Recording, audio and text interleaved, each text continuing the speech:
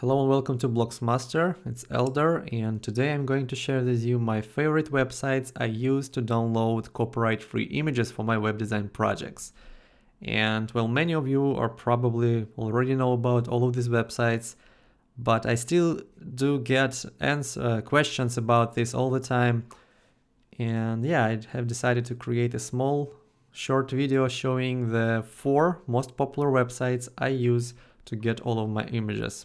So basically it is the pixabay.com, pexels.com, unsplash.com, and burst.shopify.com. And if you go to each of these, I think they all have this license page which explains what is allowed and what is not allowed. Basically all of them allow you to use the images in commercial purposes as well as personal purposes. Like here as well, you can see that all images and videos are free to use. By the way, most of these websites also have videos as well, which you can use for your like backgrounds and stuff like that. And although attribution, basically you mentioning the like photographer or videographer, is not required, but it of course it is appreciated. They say that. So if you want, you can put it under like somewhere on your website who is the author of the images or the video you using. But yeah, it's not required. And let's just check Unsplash as well. All photos can be downloaded and used for free, commercial and non-commercial purposes, no permission or attribution needed, although it is appreciated. And the only limitation you have is, of course, well, you cannot resell these images as your own. You cannot like create posters of them and sell them, stuff like that. And Burst is a little bit different from the rest of them because it has very cool like collections, and obviously this one is by Shopify, the biggest probably e-commerce platform on the planet. But yeah, they all have the similar limitations, and they all give you lots, like thousands if not millions of images to use on your website completely free. So let's try to find something. For example, let's say I am like building a website for flowers, for example, flower shop. I can, for example, on Pixabay here, I can find the flower I need, and most of the time I will get a number of sizes available, and we can get the biggest one or the one like optimized already. Of course, if you have watched some of my videos, I do have a video showing how to optimize the images. But yeah, I mean, let's find some flower here as well.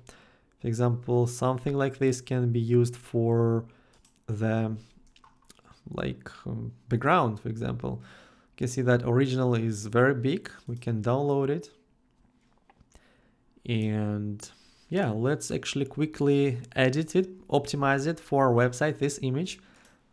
Well, for now, let's just go back here and see what kind of results we get on other websites. And some images can overlap, they can appear on both or like all of the websites, but still there are lots of options for you, and all of them are free to use. So images, of course, are very important for any website. So yeah, you can download it here, and let's actually quickly optimize one. I will get this image of the flower and open it in Pixelmator Pro. Right now, this image is 1.4 megabytes. It is 1.4 megabytes, as you can see here. Let's actually optimize it for our website. So, well, there are a few ways we can do that. Of course, if you want to like watch the full workflow I use, you can check out my other video. But basically, if it is for background, I set the width to 2500 pixels, and it is still big. And we can adjust the exposure, some colors here, maybe a little bit more saturation. Well, whatever you like. And after we're done editing image, we can export it for web. And well, as you can see, if we export it like this edit saturation and everything, it will be actually bigger than the image was before that, 1.4 megabytes. Obviously, we don't need that. We want to optimize it for web, so something like 70 or 80% is the best. And you can see live preview here actually, and it still looks perfectly fine. Like even if we go to like 40%, it is still great. It looks great. If we go like 10, it is like pixelated and not very good, but something like 75%, for example, or even 70 will be perfect for us. So let's export this. Flowers optimized like that. And now we have two of these images. I will actually open both of them here and let's see how different they are. You can see that the second image is a bit contrasty. This one, of course, we have edited in Pixelmator, gave it more color, but the quality is good enough on both, I think. So let's compare the size of two of these images. The first one was 1.4 megabyte and the one we optimized is just 257 kilobytes. So these are 4 websites I recommend, but of course there are many others. If you want, you can use others as well. Just make sure you check the license, because not all of them give you the full freedom to use these images without attribution and for commercial uses.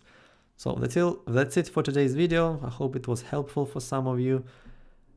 If not, give me ideas what you would like to see in the future videos on this channel. Of course, there are some things I am working at the moment which I can't share for you now, but I'm going to share lots of videos in coming months, and some of the suggestions I was getting recently is videos on Flex and some integration of the MailChimp, for example, in Blocs.